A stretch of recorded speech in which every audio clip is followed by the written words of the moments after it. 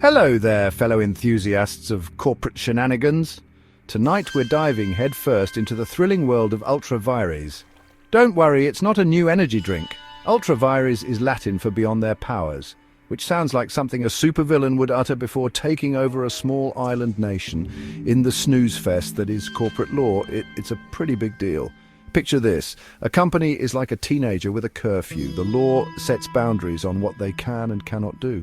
Vires is what happens when a company decides to sneak out past its corporate curfew and do things it's not supposed to. And just like a teenager grounded for breaking curfew, companies face consequences for their Vires actions. This doctrine is all about keeping companies in check. They can't just go around doing whatever tickles their fancy. They have to stick to the script, which brings us to the next thrilling chapter in our saga, the Memorandum of Association. Buckle up, folks, because it's about to get legal-ishus in here.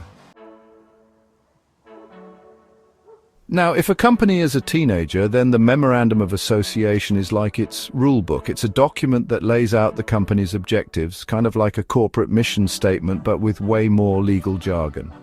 Think of it as the company's DNA, dictating what it can and cannot do.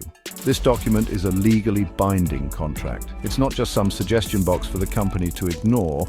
Every action the company takes must align with the objectives stated in the memorandum. If a company's memorandum says it makes shoes, they better stick to making shoes and not suddenly pivot to, say, underwater basket weaving. Why is this important? Because it ensures that companies operate within their designated lanes. It prevents them from veering off course and engaging in activities that could harm their investors, creditors, and the public at large. This brings us to the next riveting chapter: public accountability.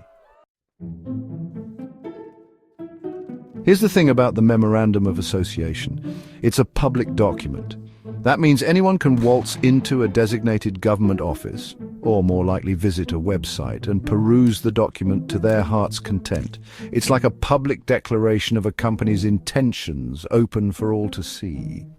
This public availability is crucial for transparency and accountability.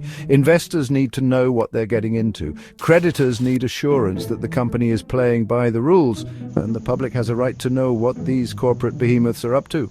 The Vires doctrine ensures that companies can't just pull a bait and switch.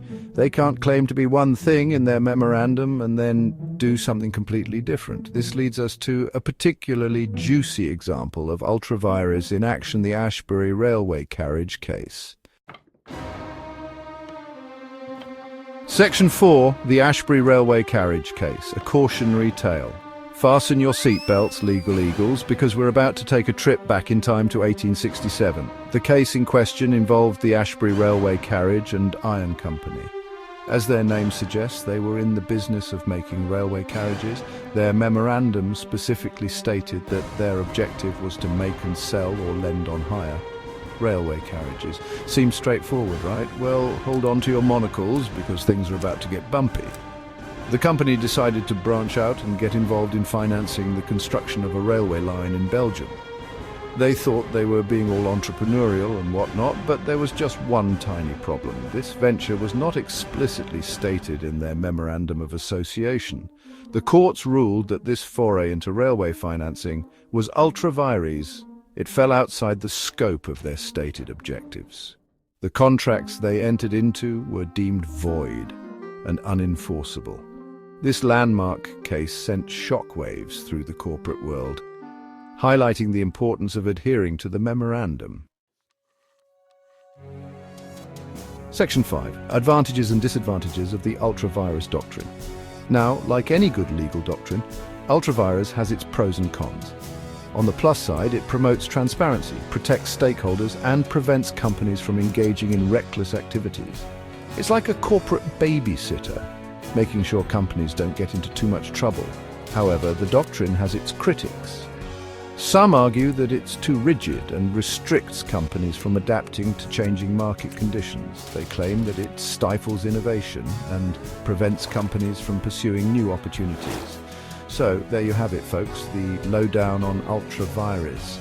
It's a doctrine that highlights the importance of corporate accountability, transparency, and sticking to the script. Whether you love it or hate it, there's no denying that Vires plays a crucial role in the wacky world of corporate law. And with that, I'll leave you to ponder the implications of this legal roller coaster ride.